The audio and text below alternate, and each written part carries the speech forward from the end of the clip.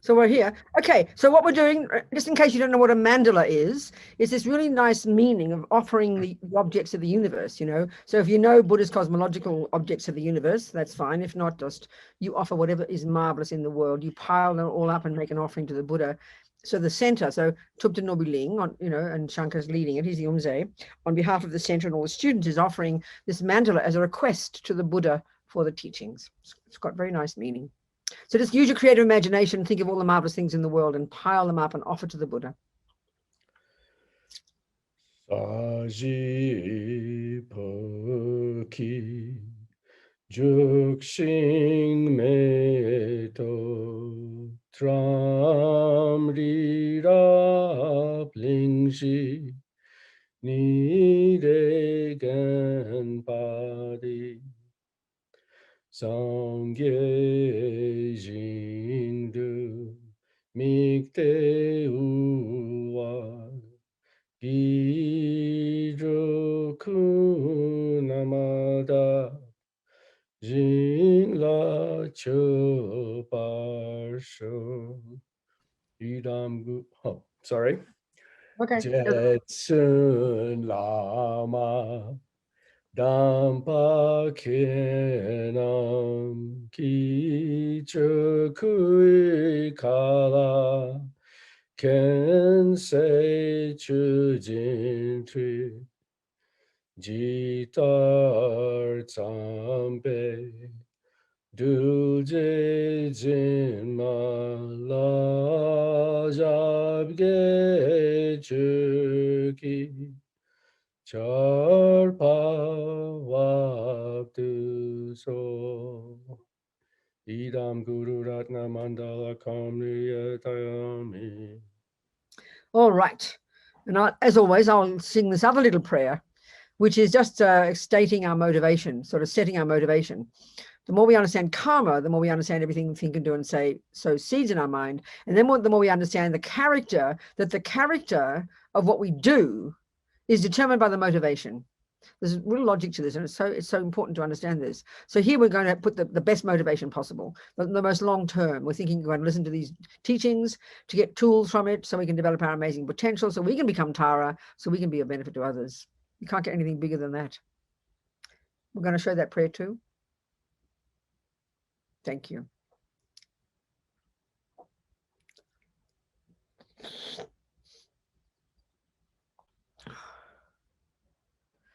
All right. So I'll say the first one in English, but I'll kind of add extra words to really get the meaning, you know. So what we're saying is, we're stating that we are, you know, until we are enlightened, until enlightenment, we're going to rely upon the Buddha, his teachings, and the community of, you know, practitioners. We all need each other.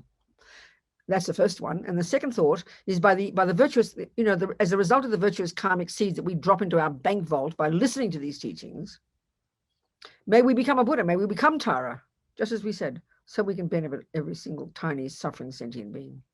Sangye Chodang Soke Chognam La Jancho Badu Dagni Kyapsu Chi Dagi Chonyen Gipe Sonam Ki Drola Penche Sangye Drupa Shog Sangye Chodang Soke Chognam La Jancho Badu Dagni Kyapsu Chi Dagi Chonyen Gipe Sonam Ki Drola Penche Sangye Drupa Shog. Okay. I'm just opposite the cathedral. I mean, right in the center of town. I love living in the center of a city. I mean, this is like a little bush town, you know, only a few hundred people, 1,000, I suppose, more than that. I'm joking.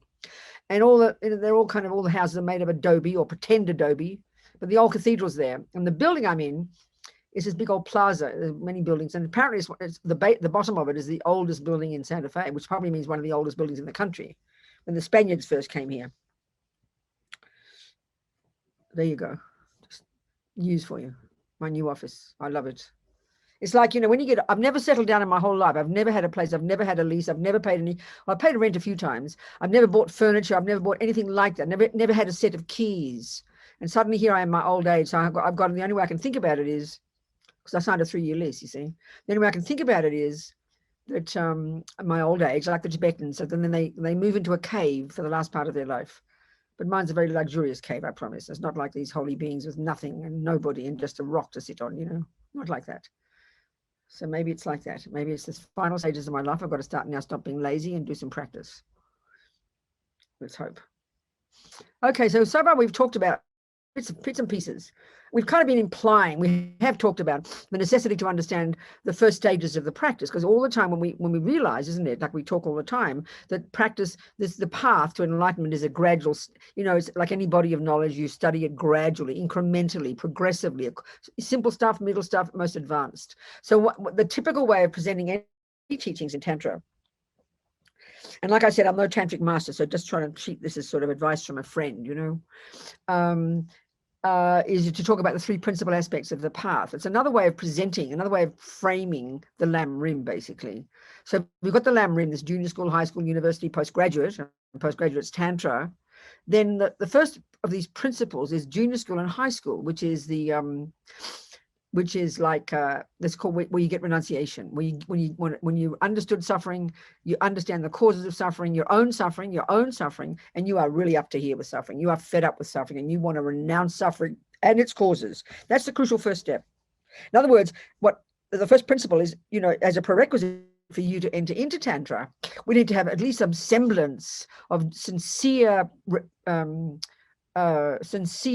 appreciation of suffering and its causes, which is the first and second noble truths. If you don't have that, then the rest of the path doesn't make sense. It collapses. There's no foundation. And it's your suffering you're concerned about, because this then qualifies you to go to the next one, which is citta. So now you have a basis for understanding other people's suffering. If you don't understand your own suffering first, it's not possible to understand other people's, the way Buddha constructs, the way the whole path is constructed. So the second of these principles is to have an understanding of bodhicitta. And we didn't talk about that yet. So let's do that today, a little bit now. Okay, so bodhicitta is this Sanskrit word. I mean, most of the words we can translate into English, but somehow we just continue to use the word bodhicitta. Sometimes you see His Holiness, his translators use a translation. So technically, I think it's bodhi, which is often translated as awakening, kind of on the way to becoming a Buddha. And then citta means mind, or the way they use the word mind in Buddhist psychology is not like referring to a brain, but it's referring to a state of mind. Not even just the mind in general, but a mind means a state of mind. So here we're talking about an awakening mind, an awakening attitude, awakening thought, or enlightening, thought. And what it is, it's not compassion, it's not equivalent, but it's the culmination of compassion.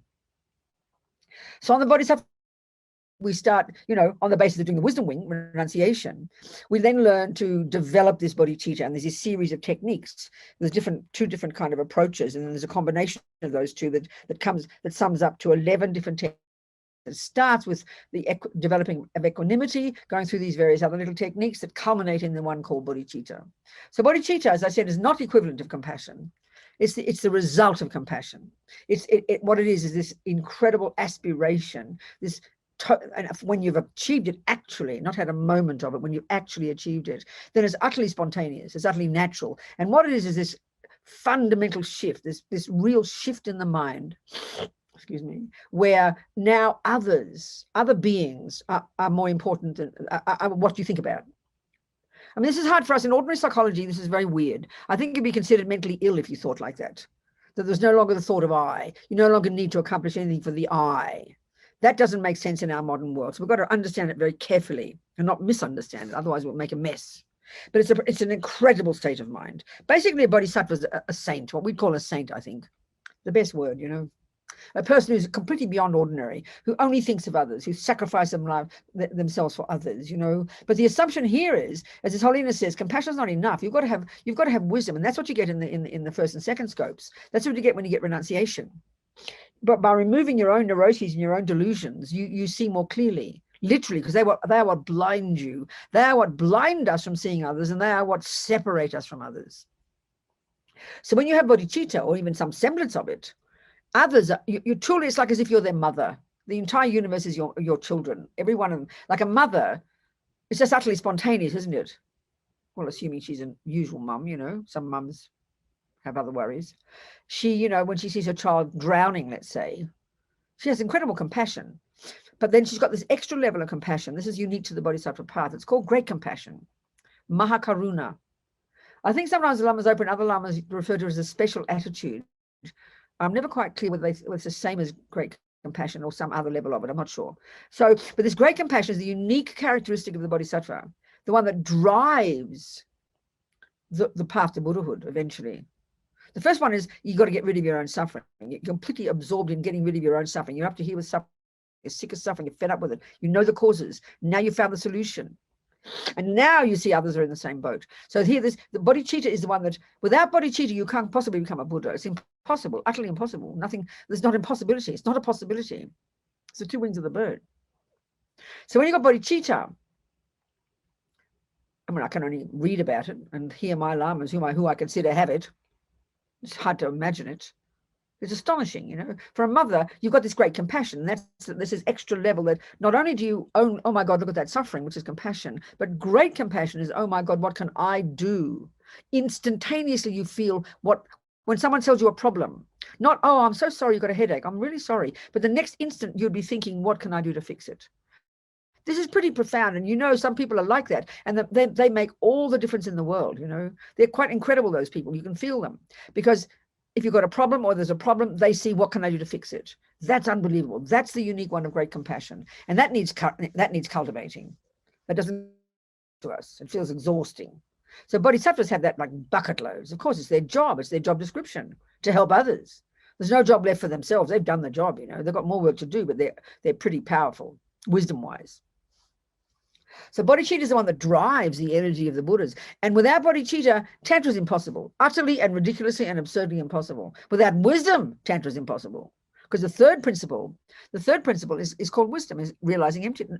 So some semblance of renunciation, some semblance of appreciation for bodhicitta, and some semblance of appreciation for the understanding of emptiness. These are the three principles. And these are what qualify us to enter into, to begin to understand, to work with, to practice what's called the practices that are in the Vajrayana. It doesn't mean you realize those things, but you know it's what's necessary, an appreciation of them. So without bodhicitta, not possible to practice Tantra. Without emptiness, Tantra is a joke. And we'll talk a bit about that. And without renunciation, so in other words, you've got to have these three. It's logical. You can't go to university without high school. You can't go to high school without junior school. You can't do postgraduate without university. It's very logical. The more we understand this, the more we'll understand where we're at in our practice, you know. It doesn't mean you can't practice everything, but accomplishing it is the point. So in other words, you can, in one day, you can practice renunciation by controlling your mouth and not bad-mouthing somebody. You can practice in another moment, you can practice having compassion, walking on your mind, quitting the angry thought. That's the wisdom wing, and that's the junior school and high school. You could then reach out and give something to somebody. That's compassion wing. That's university. And you could say a mantra. That's postgraduate. So you can practice all of these, and we must practice all of these. You don't just wait till you've perfected one to do the other, but then you've got to perfect each one. You can't perfect the second one before you perfected the first. That's the logic of it. When we think about it, it makes sense. So what drives these bodhisattvas, for example, you hear about some of these amazing yogis, you know, I often discuss Geshe Lama Kontrog, one amazing Lama who was a friend of Lama Yeshe's, and Sarah J. They were both at Sarah J together in Lhasa, and they both escaped. And then Geshe Lama, I think he was sort of informally recognized as a little boy, as a reincarnation of somebody. Well, so was Lama Yeshe, actually. But Lama Yeshe was kind of informally recognized as a reincarnation of a nun. So these Tibetans, being a bit patriarchal, didn't bother to formally announce it, you know. Well, not everybody gets announced. It's okay. Geshe Lama didn't either. So anyway, he was this pretty amazing practitioner from the time he was little. And then he, by the time he in 1959 came, he was about 27. More than that, maybe. Whatever he was. I think he even had a dream or something from Milarepa, who told him the way to escape. So he escaped, and he eventually ended up in Kathmandu. But before that, he'd gone to one of these caves of Milarepa. They're called the Doves. This is in Nepal. It's on the border, near the border of Tibet. Milarepa spent many years there, this 11th century yogi. All the Tibetans adore him. So Geshe Lama Kontrog then ended up, you know, going up there, disappearing off the planet of the face of the planet, and eventually becoming this great yogi. He was naked, living in a cave with no door on it, no food, no sleep, no anything, because he was able to, you know, they have this pill. The Tibetan doctors make this pill, and lamas make this pill called chulen. It means taking the essence. So they gather all the you know, the minerals and the essence from the minerals and everything, and then the yogis in the mountains live on these, and they get very skinny, but they don't have to cook. I mean, what a waste of time to have to put food in your body and go to the toilet. I'm a complete waste, you know. They want to meditate all day, get realizations. But Geshe Lama Kontrog, chulen, he was so highly advanced. He was able to take the essence from the air. He ate the air. That's how skillful he was. So he's naked because he was he was a great tantric yogi who had complete control over his energies, all the subtler physical and mental energies. So he lived naked, didn't need, sleep or food or warmth. So he meditated day and night. He lived in Vajrayogini's pure land, Lama Zopa Rinpoche said. Meaning he was working away 24 hours a day at getting enlightened. You didn't have to go eat, sleep, and go to the toilet and waste time and have houses like my little cave. You can't imagine. I mean, he'd die of embarrassment. I had to buy like 47 things. I've never bought a single thing in my whole life. I had to buy a couch to sleep on and a table to work at and a fridge to keep my food and a microwave to heat it up. I can't tell you how many things, but he had nothing. A little lamb skin. I think he sat on a little lamb, his little naked bottom on a skin. There you go. That's renunciation. We aim for it, okay? So he was this great yogi working full time. Now, why am I mentioning him? I forget. Yeah, okay. What drives these people? We kind of have these vague idea of these yogis in the mountains. God knows, we would have no idea what they're doing, but he's becoming a Buddha. But what drives them is bodhicitta. What drives them, this is very fascinating. What drives them is not the bliss. You see, this is what's fascinating.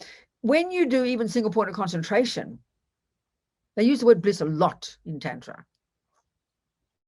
Bliss or joy or happiness, we discussed this. The happy feelings, I'm sure we discussed this. Yeah, no, it wasn't this class. I get confused who I say things to. Anyway, we should talk about all of this, but there's just no time. Okay, what to talk about? Wait a minute. Gallery view. Okay, so no, didn't we talk about that? Didn't we talk about using bliss, not attachment? It's actually the bliss that's generated from contact with attachment objects. Didn't I talk about that? Yes, we did. Didn't I say that? We did. Good. Okay, that's important. Because they talk a lot about bliss in Tantra. We get very excited, bliss, wow. So what's the point? Why? Because the point is, well, not quite yet the point, but one of the thing about the mind is, even when we get single point of concentration, which is a sutra teaching way back in high school, if we learned it there, it's actually what it is. You learn it in the Mahayana. But when you've learned to access your more subtle level of mind, and Lama Yeshe talks about this in Mahamudra, you naturally, because the delusions have temporarily ceased and your mind has gone beyond the sensory and the gross conceptual, your mind is naturally joyful, naturally blissful. Lama uses the word ecstasy, rapture. He's not joking, but it's not because of attachment. It's just the natural state of our mind. This is something pretty incredible. This is something the Buddhists have discovered, these Hindus before discovered. This is not what neuroscientists have discovered yet. No way on the planet. That the natural state of our mind, when it's unencumbered by delusions and the sensory, it's naturally blissful. Naturally. But like I said, we've got to get cakes and bodies to trigger some little kind of feeling of bliss that lasts about 2 seconds. And we have to get the cake again. It's exhausting. So this is, you could say then this bliss is the natural state of our mind when it's unencumbered by the junk. Well, this is what's enhanced and utilized in Tantra. And there's a very logical reason for that. That when the mind can be concentrated,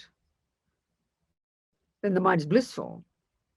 Then of objects of attachment to enhance the bliss is like a rocket boost to get the mind to become even more subtle, because we need to get to the clear light mind, which is the subtlest level of our mind. Why? Very simple, because it's only that level of mind that can see reality, That's it. So bliss is a tool that's used by the yogis, but utilized with their concentration, combined with their concentration, and it enhances the concentration and strengthens it and makes the mind to get to a subtle level. So it's a practical thing. As Lama Yeshe says, Tantra is highly technical.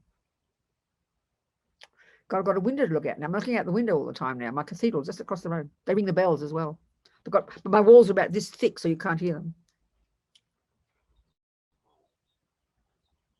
And the birds are singing, I can hear.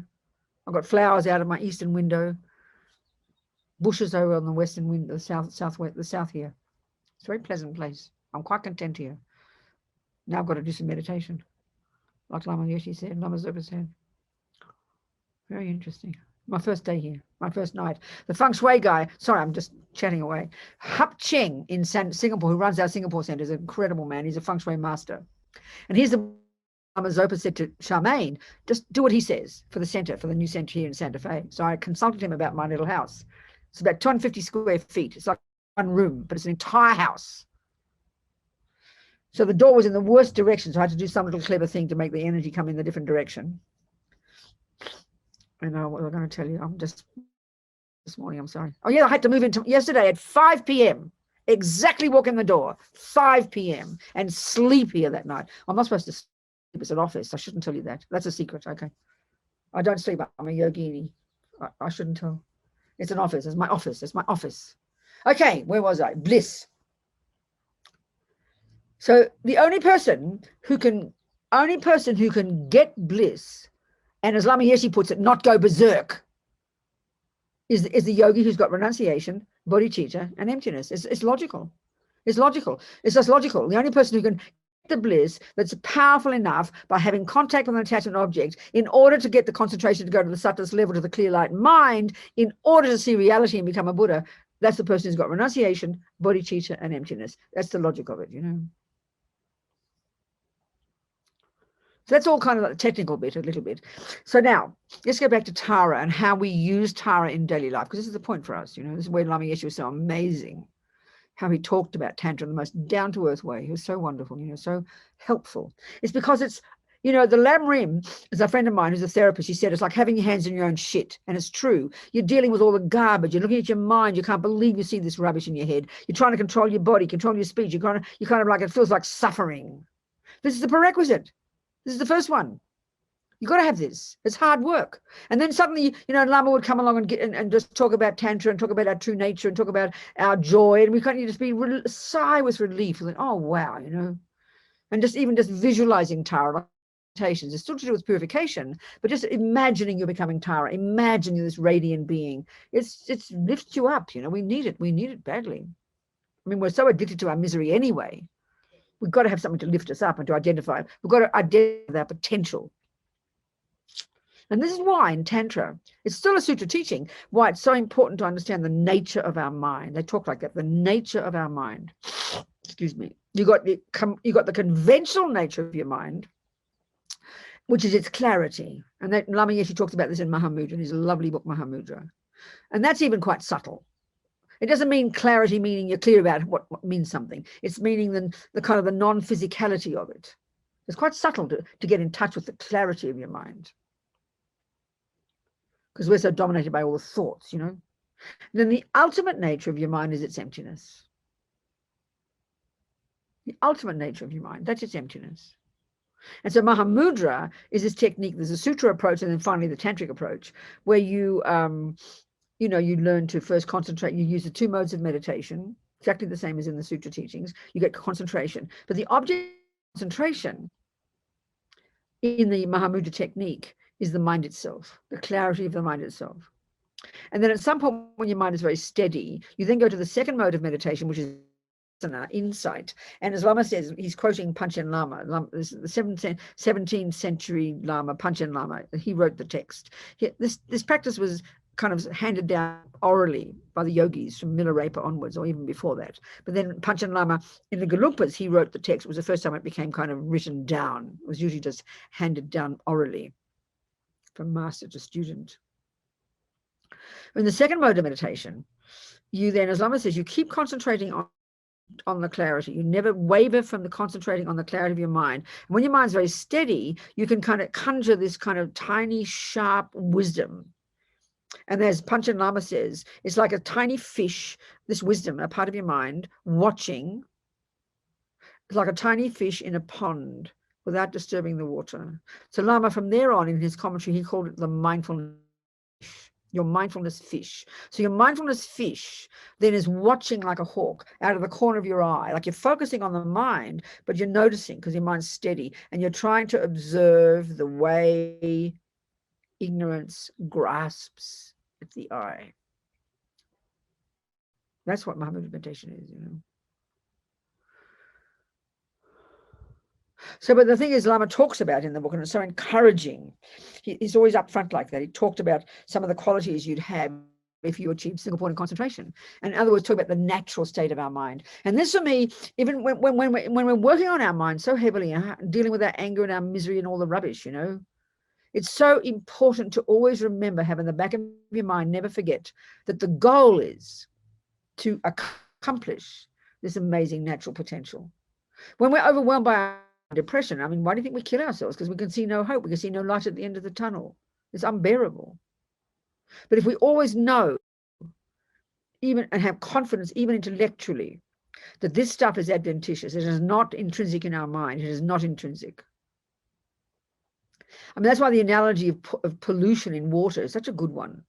You know, if you've got water and it's polluted and you just think it's the natural state of the water, you'd be very depressed. How can you drink it? You know, you'd die. But if you know, this is true, the pollution is not intrinsic to the water. The pollution is an additive. The pollution is extra. The pollution is not in the core of the water. So therefore, when you know that, so polluted, you now know that you have to identify the pollution and extract it. That's a great analogy for the mind. So no matter how polluted it is, you won't mind because you know you're aiming to get the purity. But if you just think you are the pollution, well, goodbye. No wonder we kill ourselves. It's so distressing in our culture, you know.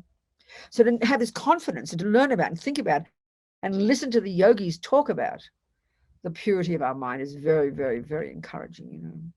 It's incredibly necessary, actually. So let's talk about the emptiness of the mind, because that's its ultimate nature. They talk like that. Another term for that is Buddha nature. They use that term, Buddha nature. We all possess Buddha nature. So that's a bit abstract. We don't talk like that, you know, do we? We don't say we all possess something nature. We don't speak this way. So what's it mean? Well, all it means is because delusions are not intrinsic to the mind, they've always been there. It's not as if you put them in there. They've always been there. Okay, so now, first of all, it's interesting. We get a bit confused when we hear that the mind is naturally pure. The first thing we hear is that we were pure once and then we lost the plot. No, never, not like that. That's different from the Christian teaching. That God made us and then we got dirty, then we got naughty, then we became impure. But so that means we weren't pure once and then we got naughty, got impure. That's an impossibility for Buddhism. Think about this. Think about this. This is logical. This is taking cause and effect. If there's pollution, if there's anger in my mind now, that's the pollution, okay? Then where did that anger come from? The moment before. We think it came from our mother, but no, it didn't. It came from the previous moment of your own anger. And where did that moment of anger come from? The previous moment. And where did that moment? You keep tracking back this in a rigorous way like this.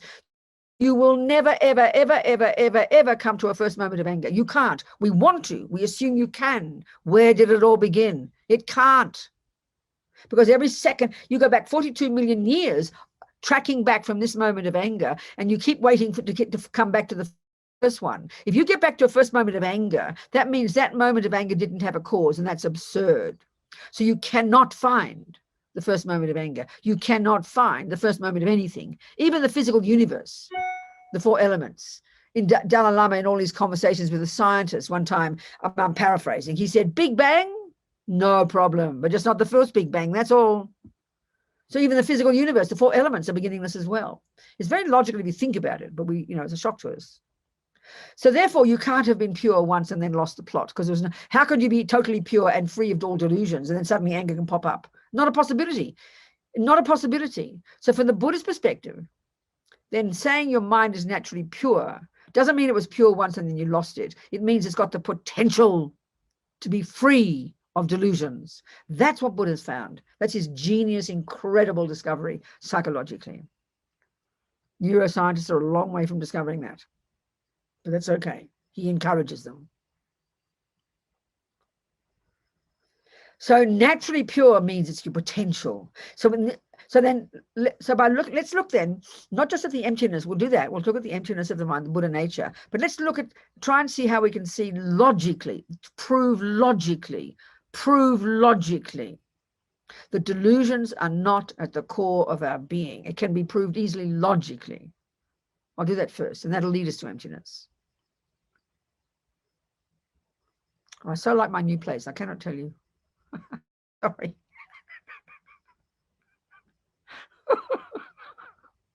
I'm so content here. Except sleeping was a disaster. Oh, I didn't sleep here. I'm sorry. It's my office. Shh. Okay. I'm so sorry. Probably attachment. Probably in a week's time I want to move. Okay. Okay, let's look logically how anger, attachment, jealousy, ego grasping, the root delusion, how they are not integral to who we are, how they're not sort of like pollution in the water. It's like we know H2O is water and then pollution is like P. Well, it's not as if water is H2O P47. Because if you remove the P47, you wouldn't have water. If this is the point, if pollution were intrinsic to water, the thing would be H2O P47. But it's not. It's H2O and P separate. So you can remove it. That's the same here. The H2O of our mind is the virtues. Speaking simply like that. Speaking simply like that. The H2O of our mind is the virtues. They are who we really are. So what's the logic of this? It's all rooted in dependent arising and emptiness. But first of all, let's look at when we understand back in high school how we understand the way the mind is divided, the neuroses, the virtues, and the mechanics, the three categories of states of mind. So the neuroses, the neurotic states of mind, the miserable states of mind, the afflictions, the delusions, all these terms, anger, attachment, jealousy, ego grasping, all the ones that we feel are intrinsic to us. We feel what identifies, that we identify with, They are, when we understand that they are conceptually based. When we think of anger, we think of emotion and physical. When we think of jealousy, it's the same. But they're just the symptoms. They're just the mere symptoms of the problem. The actual problem is deeper down in the mind, which is why we've got to get concentration and why we've got to become our own therapists. We start to hear these conceptual stories, these scripts that our mind is writing every second.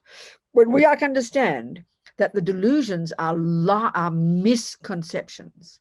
When you understand a misconception, can be removed. So I'll give a simple example.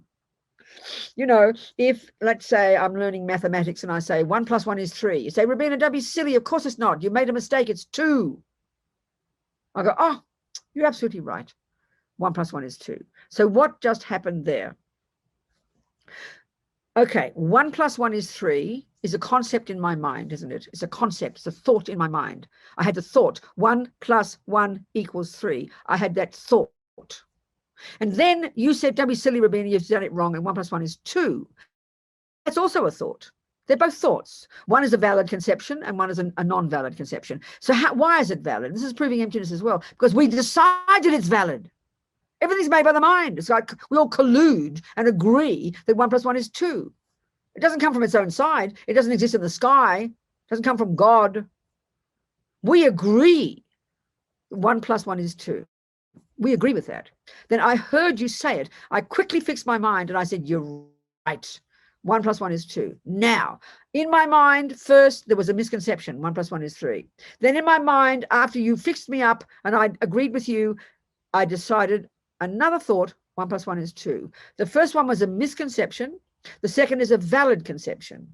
When I said, you're absolutely right, 1 + 1 is 2, what happened to the previous thought? That's my question to you, and I want one of you to answer me. What happened? When I said, finally I agreed, 1 + 1 is 2. So what happened to the previous thought?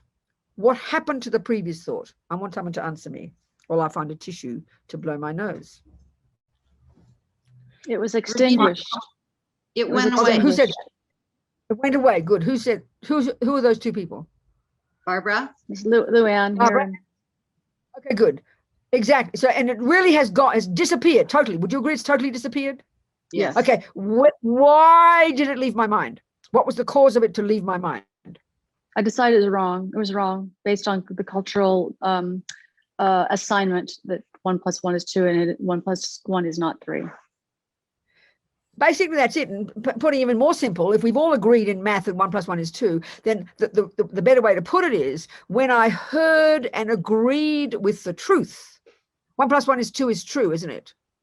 You agree? So when I finally, it dawned, when it became clear to me, the truth. So seeing the truth annihilated the lie. That's how you get enlightened. Because in life, when we realize anger is a misconception. So yeah, it's when you see the truth in the simple sense of math, when you recognize, when my mind saw the truth, that is what annihilated the lie. So Buddha's saying that the root delusion, commonly known as ego grasping, that causes us to cling to the belief in an absolute, definite, real, solid, concrete me, when finally in subtle meditation, the subtlest level of your mind, when after much hard work and much subtle analysis, like where Mahamudra or whatever it is, you finally see nakedly and the truth that there is never has been, isn't, and never could be that kind of I. When you realize you see the truth, then the lie is annihilated. That's how you become a Buddha. So the work on the way is annihilating all the branch delusions, the branch lies, attachment, anger, jealousy. They all share the one key function of exaggerating, of embellishing. They are liars. They are misconceptions. Until we understand that all these delusions are misconceptions, that they are conceptual states of mind, until we understand that, understanding how you become a Buddha is not possible. Impossible. It's just like a fantasy. It's like rubbish. That's why you have to use you have to squeeze your brain, as Lama Yeshe put it. You don't just sit there and space out and hope some vision of truth comes to you. Not like that. You've got to work hard at it. So the lie, the deepest lie, that means, so then Buddha nature, we all have Buddha nature. What that is, every mind just naturally possesses the potential to be free of all delusions because they're adventitious. So that in other words, I always like to use the example of an acorn, All acorns possess oak tree nature, but it's a great way to put it. It's exactly what we're saying here. Every acorn, by definition, this is the point. It's not as if you have a choice to be a Buddha. No, it's your natural state. That's what it means. An acorn doesn't have a choice. It's got no choice but to become an oak tree. You don't know that by looking, this little round thing with a hat on it. You can never tell. Your mummy points out an acorn and your mummy points out an oak tree. You can see no relationship. But when we learn botany, we know that little thing is by definition a potential oak tree. By definition, you don't choose and maybe become a peach tree instead. No, that's what defines that little thing, is its potential to be an oak tree. So what defines all minds for the Buddha, all minds, what defines all beings, all sentient beings, all mind possessors, what defines us, by definition, we are all potential Buddhas. That's what it means. No choice about it. I mean, yeah, that's the Buddha's point, which means to be utterly free of all delusions and full of all goodness. That's what Buddha's found to be true. So we need to think about it. And as I said, it's very encouraging to think that's your potential. Wow.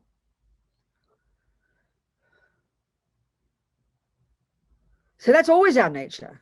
That's always been our nature. It's not, like I said, it's not as if we've been pure once and then forgot it. That's always been our potential. Since beginningless time, our potential has always been that. As long as there's an acorn. Okay, acorns can disintegrate and go away. Minds can't. They're beginningless and endless. As long as there's an acorn, it's a potential oak tree. That's encouraging. But our trouble is, certainly in our materialist world, we don't define ourselves in that way. We define ourselves as maybe becoming the best carpenter, the best pianist, the best cook, like that. So we're kind of limiting our potential. So I use it's like you kind of, in other words, this is how we grasp at ourselves as self-existent. We grasp at ourselves as being an acorn. We try to become the best acorn. change our hats, smooth out our skin, become the best acorn. We have no idea this acorn become this magnificent oak tree. That never occurs to us. It's a way of saying it, you know. So for an acorn to turn into an oak tree, you need conditions, don't you? The acorn might have that potential, but not self-existently. You don't just hold it in the sky and wait for an oak tree to manifest. You've got to have time, water, soil, care. It's a dependent arising. Same with our Buddha nature. Often in some traditions, they talk about how we are already Buddha. We just have to discover it. Technically, that's ridiculous. I'm not being rude, just talking, debating. But it's helpful. In other words, you know, if you think an acorn is already an oak tree, you'll be very disappointed. Try and get shade from an acorn. Don't be ridiculous. Not possible. But it's very tasty to think like that, because instead of identifying 100,000,000% I'm an acorn, best acorn, this acorn, that, a miniature little view we have of ourselves, so limited. It's powerful to identify with your potential, and that's Tantra. Tara is a manifestation of the oak tree, and you see it, you visualize it, she's out there first, and then you identify with that, and then by thinking that way and by doing the purification and then absorbing into you, and of course this is far more elaborate when you have the empowerment, so you can do the proper practice. You're writing this elaborate script like a play in your head, coming that. But you're bringing the future result, they say, into the present. In the earlier stages in Lamrim, you're getting your hands in the shit and you're pulling out the weeds and cleaning all the mess up, because you're preparing your mind to become Tara. So much logic to it, you know. What do you want? Ask me some questions. You know, like I was wondering, you were talking about this in meditation. Do the practitioner have to have single point of concentration first before practicing Tantra? Do you have to achieve? No, it's not a prerequisite at all. The three main prerequisites from Tsongkhapa's perspective, some strong, as I said before, some strong semblance of appreciation for renunciation of suffering and causes, and a strong appreciation for bodhicitta and emptiness. They're the three prerequisites. Concentration, it's a bonus if you have it. Eventually, to accomplish these things, of course you need it, but not to enter into it. No, of course not. But of course you need concentration finally to get any realizations at all. But it's not a prerequisite. No. Okay. So if I don't have that realization of center of that concentration, can I use my energy of my attachment to in my meditation to have a technique? It's sort of like asking you. It's sort of like asking, can I? You know, if I do this, can I use my ability to play tennis, to play Federer? You either can do it or you can't. It's not a question of can you use attachment. That's a skill that one develops. And without concentration, without bodhicitta, without realizations of renunciation, without realization of emptiness, no, you won't be able to. You can practice it, but you won't be able to do it until you're highly realized. It's just, yeah. But you can learn, even in the bodhisattva path. Let's talk about it. Let's talk about this. Bring it down to earth. First of all, in the sutra practice, you're playing safe. You're not killing, you're not stealing, you're not lying, you're not jumping on the wrong partner. You're really controlling your body, your speech, and your mind. You're playing safe. You're really doing all the groundwork in the first stages of practice, in the first stages of the sutra part of the path, junior school and high school. Now you get to the compassion wing, and already even there, you can start to utilize attachment. You can start to utilize attachment. In the beginning, there's no wriggle room. You just learn to give it up by understanding it, by seeing how it's poison, by seeing how it causes you suffering. But once you've got that understanding, then you can begin to use it.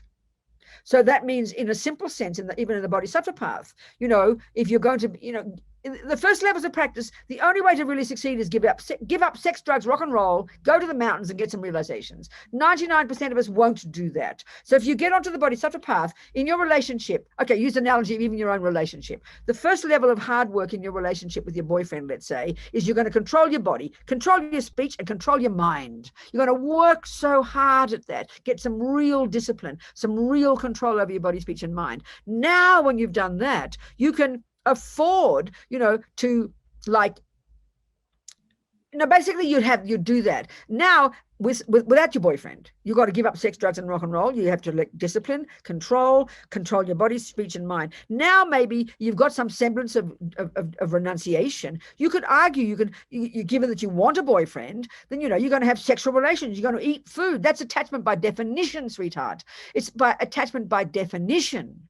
Eating food, any objects of the senses, any work we do with our senses is by definition driven by attachment. So if you've got some understanding of that and you're cautious, then when you even forget your boyfriend, then when you eat your dinner, this is what Lama Zopa never stops trying to give us, this approach. When you eat your dinner, which of course is driven by attachment, but you've got some understanding of renunciation, then you won't, just before you shove the food in your mouth mindlessly, you will think, you'll do a little prayer, you'll offer to the Buddha, and you'll see it as empty, and you'll think of it, I'm going to eat so I can be beneficial to others. That's using attachment. You put virtue into it. You put virtue into that action, which is usually driven by attachment, and that calms the attachment down. That's utilizing attachment. Are you seeing what I'm saying? Or not? Yes. It's a simple example. At the higher levels, don't even worry about that level. That'll come eventually. When that very energy of attachment is utilized. We're discussing here a simple level. But the subtlest level, the most advanced yogis can actually utilize that energy because they have realized emptiness and they have bodhicitta. Without that, you cannot do that. Not as if you can't with permission, but you're not capable of doing it. Are you seeing my point? Yes.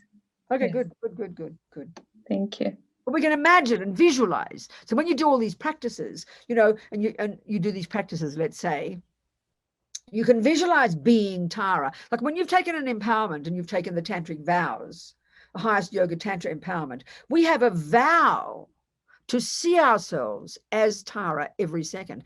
We have a vow to see ourselves as Tara, to have our mind radiant and blissful and see ourselves as Tara, hear all sounds as mantra, to see all beings as Tara. You're lifting your view. One of the whole approaches in Tantra, real ignorance that clings to a self-existent me and everything else is the cause of all suffering. But the way they describe it in Tantra, because of that ignorance, we have a very mundane view of the universe. We're very gross. So in Tantra, we're trying to lift our game and see ourselves as transcendental, see all the universe as transcendental, see everything in the nature of bliss. You're training in that. It's not, you can't, it's not real. You can't see everything in the nature of bliss. Who sees caca in the nature of bliss? If you've realized emptiness, you will, because you're not identifying at the mundane level. So you're training your mind to lift your view up. Instead of, lumpy old, fat old Robina, I see myself as the deity. It's an amazing, marvelous view psychologically. It lifts us and makes us more radiant and blissful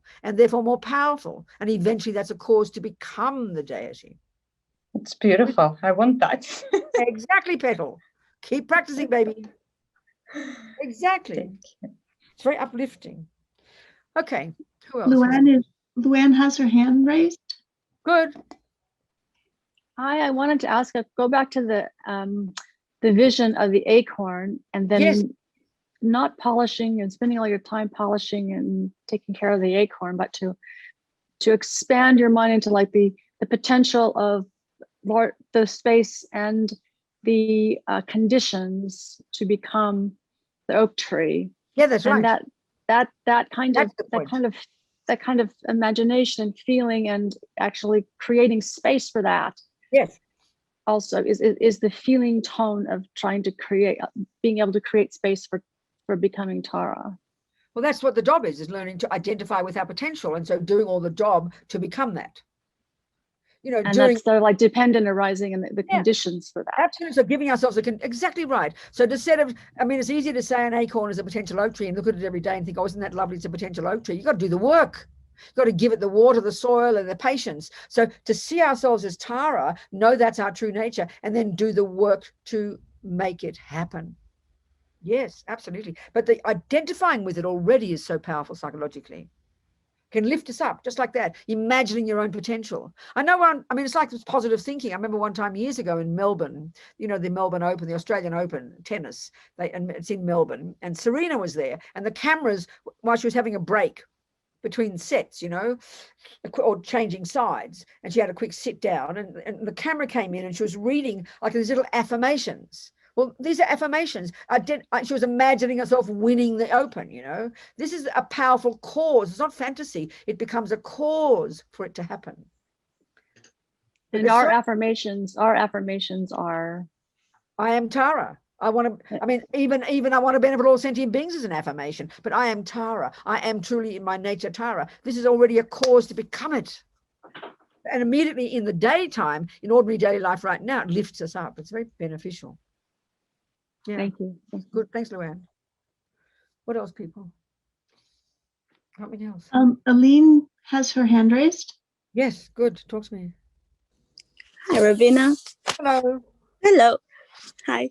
Can you just explain me why it's it when you do this, for example, when you can only visualize yourself as the deities when you have taken vows.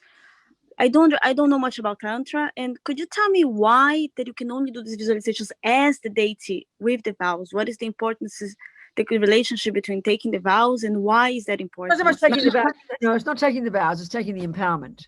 The empowerment.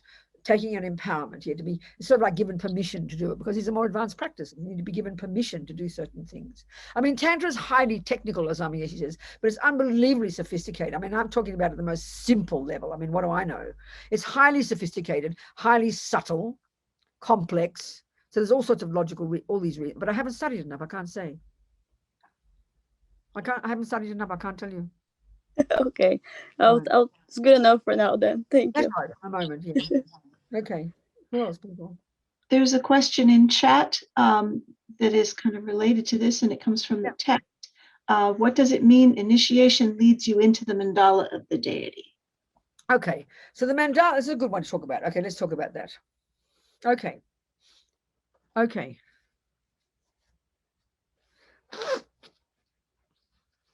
So mandala, when we think of a mandala, we think of that kind of picture, a circle, isn't it, with all these different things inside. But basically what it is an architectural drawing of the abode of each of the Buddhas. Each of the Buddhas has their own abode. But let's look at that again to try and see it in the way the Vajrayana describes the universe. The Vajrayana model of the universe, we're made of, there's billions and trillions of sentient beings, mind possessors, and then there's matter, the four elements, and that's it, basically. So the four elements is the nature, is the stuff of all of the physical universe, according to this model. But it happens to be that also all minds are inextricably linked to their own set of the four elements. This is what they say. So according to this Vajrayana model, we have gross consciousness and gross body, this bag of bones, inextricably linked with the sensory consciousness. You cannot have eye consciousness, which is your mind, which is not physical, without an eyeball, which is physical, because they're linked inextricably, they're dependent on each other. That's the gross level. Now, the subtle level of body and mind, as we've discussed, we've got the 72,000 subtle channels, and coursing and running all through those channels are all these wind energies, prana. And then inextricably linked to all of those wind energies, or put it the other way around, are our states of mind. The mental states. Mental consciousness is more subtle than gross, than the sensory. So all the states of mind are linked to all those wind energies inextricably. Like Lama Zopa says in the Kala Chakra Tantra, when you're angry, that's your mind, the winds connected to that anger become polluted, and that eventually creates karmically sickness. And in long term, that creates the environment that we live in, the physical environment, which is called that's called environmental karma. So as we see when we understand karma, we have karma that causes us to have a type of body. We have karma that causes us to have a type of tendencies in our mind. We have the karma that causes us to have experiences at the hands of others, how we're seen and treated by others. But the fourth one is we have a karma to be in an environment. We don't all float in the sky, do we? So everything is our karmic appearance. We all have an environment. We all live in an environment. So our house is our mandala. If you did a lovely drawing of your house, you'd have a doorway here and a doorway there and a hammer here and a kitchen there, blah. That's your mandala. That's what it means.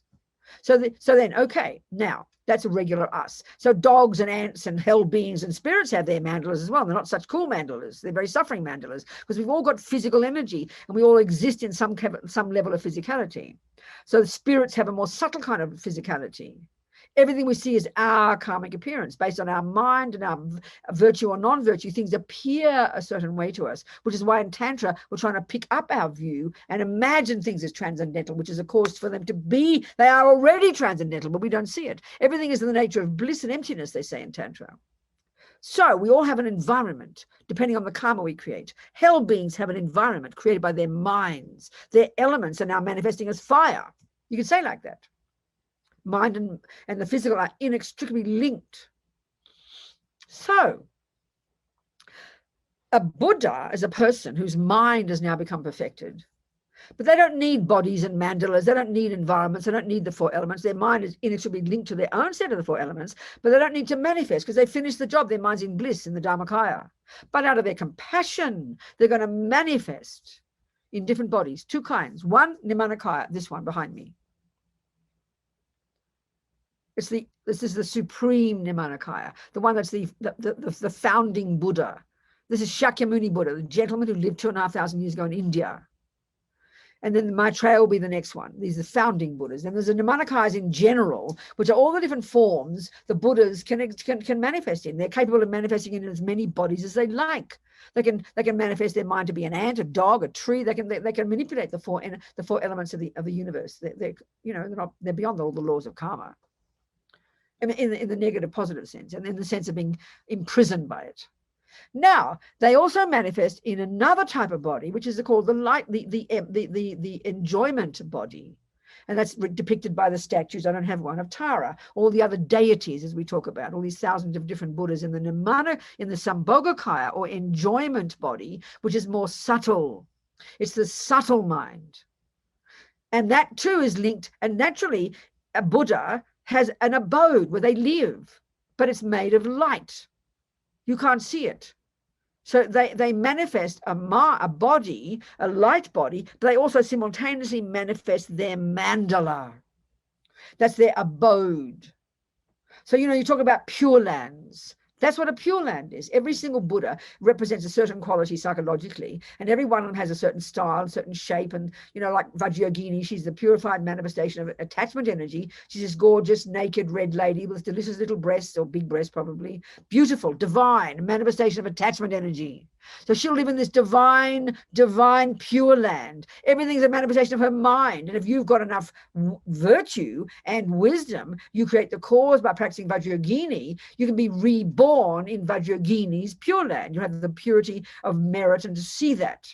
So it's a subtle physical environment. That's all a mandala is. So when you receive the empowerment into the deity, this is elaborate. Like talk about, when you just the simple visualization we did with Tara, you have these elaborate visualizations, elaborate creating of your own mind to become Buddha, elaborate creating of the environment of the Buddha. You visualize the mandala, you visualize the mansion with this, detailed, elaborate visualizations, creating the cause to experience Vajrayogini in her abode.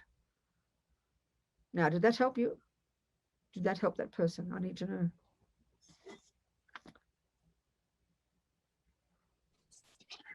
Yes, Venerable Robina, that was me. Thank you so much. This is Mary. Very helpful. Which me was that? Mary. Oh, Mary, there you are, sweetheart. Oh, did it help, Mary? Was that useful? Very useful. Thank you so much. Okay. So this is why, in Lama Zopa's death book, his book, How to Face Fear Without Death, all the time he talks about you've got a couple of options when you die, human rebirth or a pure land. But he says most pure lands, we don't have the merit, we don't have a realization. We've got to have realized emptiness at least or whatever, But for some reason, Amitabha, we can go to Amitabha's pure land. If you practice virtue and want to go there. So he's always saying you can go to Amitabha's pure land and you can get enlightened in Amitabha's pure land. So the reason to go to a pure land isn't like the equivalent of heaven. Now I'm happy, You get there because you can whiz to enlightenment because you don't have a bag of bones. You don't need toilets and food and sex and drugs and rock and roll. How gross, You just got a subtle light body and you can get enlightened in a millisecond. And you can come back to humans and help us. That's why you want to go to a pure land. Any other questions? Please. It's only 1 hour. Barbara Burkhart has her hand up, and Mary Who? Jo Whiteman. Barbara Burkhart. Sweetheart, talk to me, darling. Hi, Venerable Robina. When we do the Vajrasattva practice, part of that at the end is to contemplate the 3 circles of emptiness. Yes. Could you talk about those 3 circles of emptiness? Okay. Yeah, okay. So, yes. So first of all, yeah. So everything that exists, everything that is an existent phenomenon, everything by definition that is an existent phenomenon lacks inherent existence, is empty of existing from its own side, lacks, an intrinsic nature, lacks independent nature, is empty of existing in and of itself, is empty of self-existence. These are all synonyms. So a negative action exists. There was a person, a mouse there. I had my mind. I intended to kill it out of anger. I did the action, and the result, dead mouse. That's a negative action. That exists. That's a fact. That exists. And its negativity is a fact. It exists. Negative meaning an action that harmed another, driven by a delusion. So I created a negative karma. So the I that exists, that did the action, is empty of existing from its own side. The action of killing the mouse is empty of existing from its own side. And what's the third one? The I, the action, and the object. Every one of them is an existent, so therefore everyone is not intrinsically existent. Therefore, everyone is dependent arising. Now, our trouble is when we hear that negativity is empty, what we hear is, oh, that's good, then it doesn't matter. We're kind of relieved. But that's nihilism. That's not the meaning at all. Everything that does exist is empty of truly existence, and therefore is a dependent arising. So the I, the action, and the object, the three circles, each of those is empty of intrinsic existence. And when we understand that negativity is empty of existing from its own side, it's a dependent arising, then it gives us courage to know we can purify it. We are so depressed and think we're like all horrible sinners and we'll go to hell for eternity because we think it's an intrinsically existent action. And then I am intrinsically bad. It is intrinsically bad, therefore cannot be changed. Not possible. So it lifts us, but it tells us that it's a dependent arising. Does that help, Barbara? That did help. Yes, that helped a lot. So the key to it is understanding how emptiness refers to dependent arising and how dependent arising refers to emptiness. So let's look, it's a good question. Let's look at it, Barbara, before we look at how, Tara's empty, everything's empty. So let's look at how a negative action is a dependent arising. And if it were set in stone, this is the point, dependent arising is the opposite of being set in stone. It's a good saying we have in English. So we think everything's set in stone. I did that bad action. I am bad in my bones, therefore can't be changed. That's how we think. No wonder we get depressed. But when we realize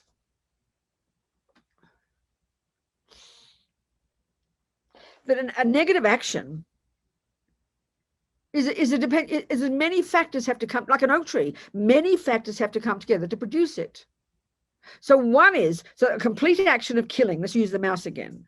A complete action of killing would have to have 4 things in place in order for it to drop a seed into my bank vault that will determine the type of future rebirth, a throwing karma. So the first is it has to be the object, a living being, a mouse. Then I have to have my mind involved in it, and there are roughly 2 parts there. There's more to it, but we'll keep it simple. There's the intention, I will kill the mouse, volition, bare bones. This is the meaning of karma. I will kill the mouse. Intention, I will kill the mouse. Not good intention, that's motivation. Just bare bones, I will kill the mouse. That's the meaning of karma. The actual meaning of karma is mental action. That's the one. Without intention, there can't be karma. You could say that. But the piece that determines whether or not the action I did, called killing the mouse, becomes negative is not the fact of doing it, is not the fact of the mouse dying, is the motivation that drove my intention. So in my case, let's say it was anger. How disgusting that mouse is. So I kill the mouse. And then 4, 1, the object, 2, the mind involved, 3, I do the action, 4, result, dead mouse. That's a complete action of killing. So it's not set in stone. If it was set in stone, it wouldn't be a dependent arising. If it was set in stone, you couldn't break it up into pieces. But you can see straight away, you might have a mouse in your kitchen. Exactly the same scenario. The mouse is there. 2, your mind is involved. Intention, I will kill the mouse. But your motivation is compassion, because you think by killing the mouse, it'll stop its suffering. 3, you do the action. 4, dead mouse. Looks identical action. Everything is the same, except my motivation is anger. Your motivation is compassion. That completely changes the action, and your action won't be so negative. Could even argue you'd even create some kind of compassion. It doesn't mean you help the mouse. You don't have any wisdom. That's why compassion is not enough. But that proves it has no intrinsic nature. It's not intrinsically negative. If it were intrinsically negative, however you kill the mouse, whether with the greatest compassion in the whole universe, that would still be a negative action, not a possibility. It's a dependent arising. Every component in the action shifts it slightly and causes it to be something else. That means it's empty of intrinsically existing. You with me? I am. Yes. Thank you. Thank you so much. Good, Barbara. Good, darling. What else? Mary Jo Whiteman had a question.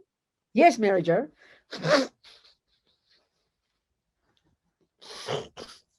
Yes, Mary Jo. Thank you. I had to unmute.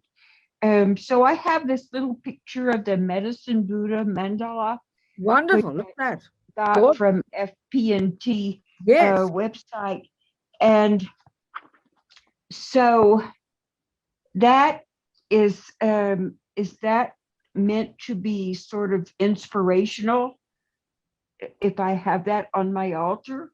Well, it's like, I don't know, if you've got you've got one of your beloveds, you say you have a child or something, and you have a picture of their home on your mantelpiece.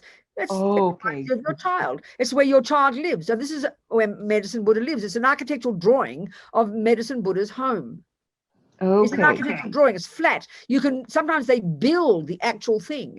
There's a tradition. Yes. Where they build the mandala, and you can see it multidimensional. It's just the home of Medicine Buddha. Of course, it's going to remind you of Medicine Buddha, sweetheart. Of course it is, because it's a manifestation of Medicine Buddha's mind, darling. Yes, thank you. I know I've seen the mandala offering that has all the jewels and things, and so I was just trying to connect them together. Thank you. So the mandala you're talking about, the other mandala you're talking about is the mandala that we offer every day when we do the prayer, but that's our abode. That's the abode of us in the southern continent. This is the Buddhist cosmological view of where we exist, but that's not the view we have. So if you had I've got look, I'll show you. A thing I bought from my altar, my new altar in my new house, was a globe. It's gold and pink. I bought it at a secondhand shop, and that's our mandala, isn't it? That's where we all live. Would you agree that's a mandala? That's a mandala according to our view of the universe. So I had that on my altar. I'm offering the mandala, but it happens to be the globe of the whole world that we call our planet. That's the mandala, our human beings' mandala, Mary Jo. Do you understand? But yes. You can have a flat, you also know you can have a flat map. You buy a map, and it's flat. Well, that's an architectural it's like an architectural drawing of the whole universe, isn't it? This is like so it's on my altar, my nice globe, pink and gold. All right? Yes. Yes. Thank you. Okay. Mary, her hand raised. Hi, Venerable Robina. Thank you so much. Question, when we're doing the highest yoga tantra sadhana and we offer the mandala, in that case, it's the deity's mandala. No, right? Always our mandala. Kind of? No, it's ours. It seems to be always our mandala. It always seems to be that. We're offering all the contents of our universe. Yeah, I think so. Thank you. What else, people? What else? Anything else? It always seems so short a time, but I talk such a lot. It's a bit early for a break yet, but we can have a break soon. Maybe we have a break at 11:30. It's enough. So come on, anymore. So, okay, let's talk more then about how the mind is a dependent arising, just like a negative action. Everything is a dependent arising. Everything. And one way of looking at how everything is a dependent arising, the example we use of the negative action, is it's made of bits and pieces. It's made of bits and pieces. It's got parts.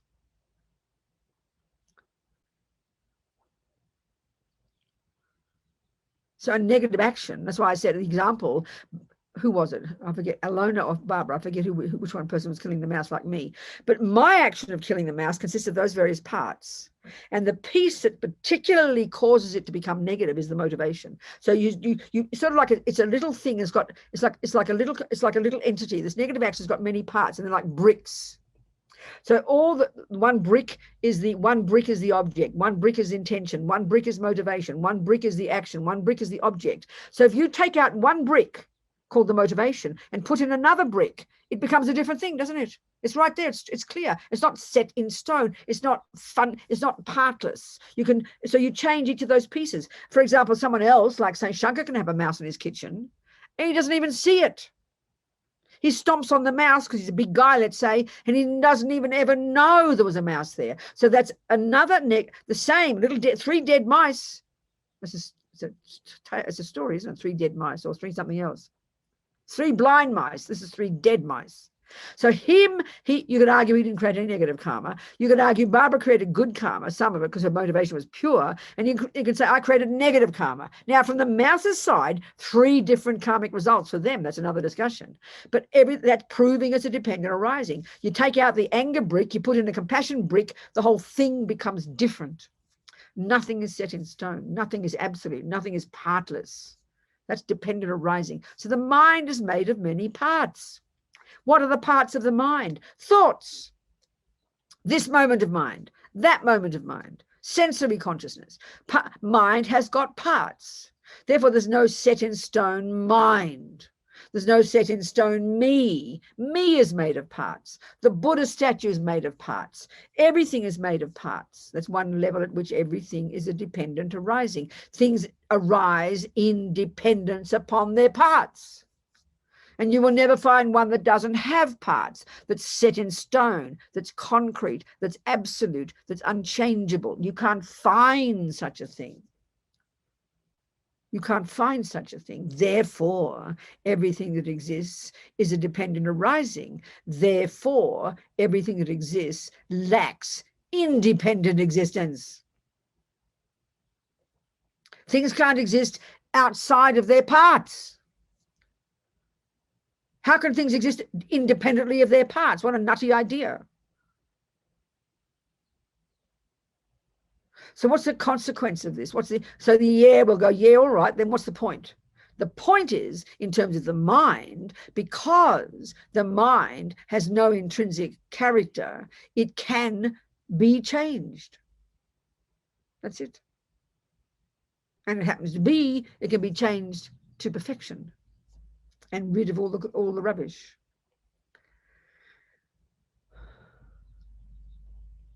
Tara is a dependent arising. I mean, even the fact, okay, the subtlest level of dependent arising is that everything's merely labeled. Everything is merely labeled. So Tara, it's very obvious she's merely labeled. Like, no, even 1 + 1 is 2. It's a perfect example. There's no intrinsic 1 + 1 is 2. It's not as if the truth came from the sky. And this is where we think of the truth when it comes to God, a creator. That truth is coming from God. It's God's truth. It's God's reality. It's God's will. And you must believe it. There's no discussion like that here. There is no discussion like that here. Everything that exists can be proved because everything that exists is a dependent arising. Everything, therefore, can be known by the mind. So everything is, before we even start to understand how things exist ultimately, or even, we have to first understand how they exist conventionally. So we have to establish something as existing, and then we can discuss its ultimate nature. So we're going to establish mathematics.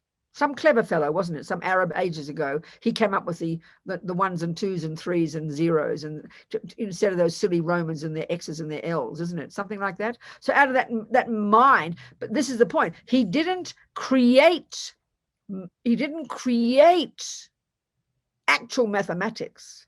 Mathematics has always existed. So 42 eons ago, if you had oranges 42 eons ago and no one knew, or even a few thousand years ago, if no one knew ones and nines and zeros, there were still 2 oranges on that table. We just didn't call it 2 oranges. We didn't quantify it as 2 oranges. But there were always 2 oranges there. But some clever person came along and came up with the concept called mathematics, created the sounds 1, 2, 3, 4. They were always 4 and 3 and 2, but they came up with a way of articulating it. So mathematics is natural law. The difference between God's law and this one is that God created that. No such thing like that here. It's natural law. So emptiness of intrinsic existence is the way things are, whether you know the words or not. 2 oranges is always 2 oranges, whether you know it or not. It's natural law. Everything lacks an intrinsic nature. Everything is a dependent arising. It has always been this way. It's just Buddha was clever and articulated it, like the clever botanists articulated the laws of botany. Clever mathematicians articulate the laws of math. Buddha was clever and articulated that absence of intrinsic nature. It's always been that way. As Lama Yeshe says in Mahamudra, emptiness is not hiding from us. Every emptiness of intrinsic nature,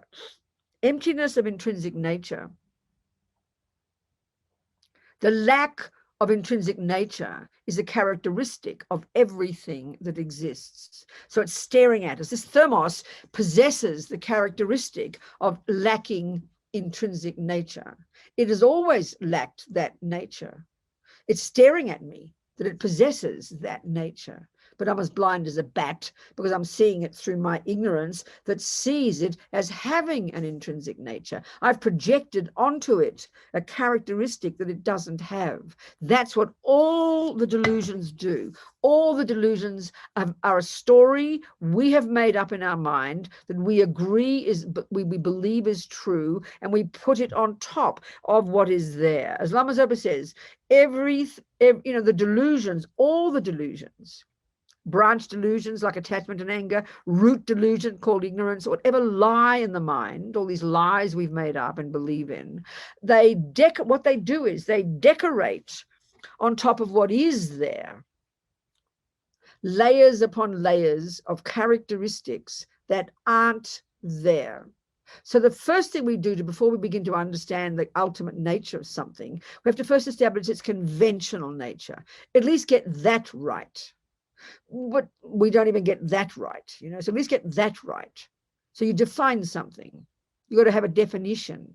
What's that, mummy? It's called a thermos, she'll say. What's a thermos? She'll give me the definition. The definition, sometimes you can say it has 2 parts. The first part is that it's a flat-bottomed metal container. That's pretty good. You can see it. It's a conventional characteristics. Everything has its own conventional characteristics. The conventional characteristics of the mind, if we're discussing mind as the object we're trying to understand, is that it's clarity, meaning not physical. First point. Second part, but mummy, what does the thermos do? What's its function? What's its job? And this, in order to understand emptiness, is absolutely vital. The function of something. Sweetheart, she'll say, it keeps my tea warm.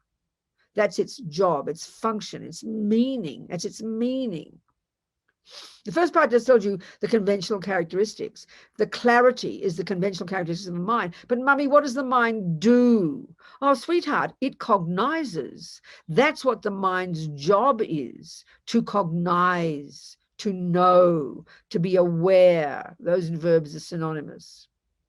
So, but that's still not enough. Mummy has to now prove what she just said the thermos does. So she's got to get the thermos, she's got to pour the tea into it, put the lid on, leave it for a couple of hours, and we'll come back, we'll open the lid, and we'll discover the tea is hot. Now she has proven it to me. Don't just believe her, that's ignorance. But still not enough. We've got to then make sure that what we have defined as a thermos, this flat bottom clay container, a metal container that holds tea, keeps it warm, we've got to make sure in our world in general that there's no other definition that contradicts that. Once we've discovered this, we tick the boxes, we all agree it's a thermos. Once we agree the mind is that which is clear and knowing. Clear meaning not physical, and that which knows or cognizes or is aware. That's its job. It's its job of mind is to cognize. Just giving you an example of mind. So once we've established a negative action, good. What is a negative action, mummy? It's, a heavy negative action would be an action you do with your body and speech that's driven by a delusion that harms another. That's a good definition. Here's a good definition. So then we establish something is that, and so we've established it as a conventional phenomenon. What's a positive action, mummy? That's an action you do with your, there's levels of them, but a classic one, an action you do with your body and speech driven by a virtue that benefits somebody.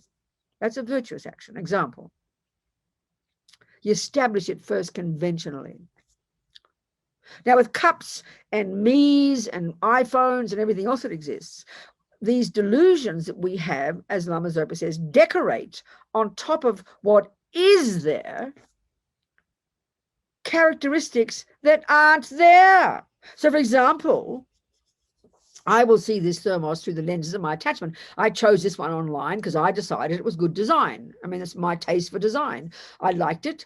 It was elegant, I thought. So my attachment in my mind is decorating on top of this thermos characteristics that it does not have. I exaggerate its beauty. If I drop it and it gets a dent, I get upset. So my attachment exaggerates its deliciousness. Then also, because I'm attached to it, and I want it to be permanent. I don't want it to die. I don't want it to get bumped and broken and lost. So I have another delusion in my mind called grasping at it as permanent. So I've got another lie. So it seems to me to be permanent, unchanging. So there's two lies there. Now the lie underpinning both of those lies is the lie that it's an intrinsically nice thermos, that it's an intrinsically permanent thermos, that it's an intrinsic thermos. We don't know we do that because it's so primordial, that mistake. But this is what we're doing all the time with everything we experience. We're seeing everything through the lenses of our delusions, and then we believe them. So we've got to strip away not the appearances, but the lies in the mind. So the cup, this thermos, has always been empty of intrinsic existence. It's always been that. It's its nature. But I don't see it. So it's not hiding from me. Emptiness is not hiding from us. It's naked. It's staring at us in the face every second. But we're as blind as bats. So the job is to identify what's in the mind and stop believing in the lies. As soon as you discover that 1 + 1 is 2, the truth has always been there, but suddenly it appears to you as clear. Oh, wow, now I see it. But it's always been there. So the job is to change the mind. Everything is in the nature of bliss and emptiness, according to Tantra. I mean, that's like a joke. Bliss and emptiness? What are you talking about? Bliss. Everything's in the nature of bliss. You don't even understand it. But we train our minds to see it like that. That's why we train ourselves to see ourselves as a deity. Train ourselves to see all beings as deities. Someone comes and shouts at you on the road. Instead of seeing an ugly person, you see a wrathful deity.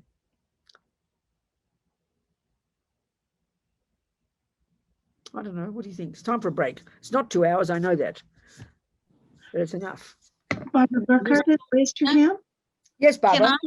ask you a question, keeping it super simple like you are with the thermos. So then what self-talk do you do when you look at what with your thermos? What self-talk do you do regarding your thermos to bring it out of being embellished? When I drop it, and don't get upset. It's impermanent, Robina. Relax. You know, if it gets a big chip in it and my attachment is upset, relax, Robina. It's the way it is. It's, you know, you just argue with you see the thought arise, you cling to it, you hope it, you know, where's my thermos? Oh my God, my thermos is lost. I'm attached to my thermos. It's okay, everything's I mean, this morning my 3 glasses, because I have to buy all these things for my new house, right? I've never bought these things in my life. So I bought these 3. It was actually in a second-hand shop. No, it was a shop where they sell things cheap. And it had 3 glasses and they had butterflies on. They were cute. So I was carrying them and each one fell off, smashed in front of my eyes. Each glass, one after the other. I thought, smash, smash, smash. It's still on the ground. I've got to navigate around it. I just smashed it before. So as soon as it was smashing, oh, my little glasses are smashing. I've never had bloody possessions before. Now I'm getting attached to everything. So I just, oh, there, I'm smashing the glasses. Look at the smashed glasses. That's okay, Robina. You argue, you try to identify the delusion, and you argue with it. So then you can take that argument into anything. Precisely. Any situation. Practice. That's what practice is, Barbara. Every second, seeing all the lies, seeing how we project them onto everything. You get like a car annoying you on the road. You get upset. That's called anger. Shut up, Barbara. It's just anger. Give it a break, you know. You can use any tool you like. There's a human being there. Or you can say it's all impermanent. Or you can say anything you want to counteract whatever the lie is in the mind. That's practice every day, baby. Thank you. Thank you so much. Let's have an hour and a half break.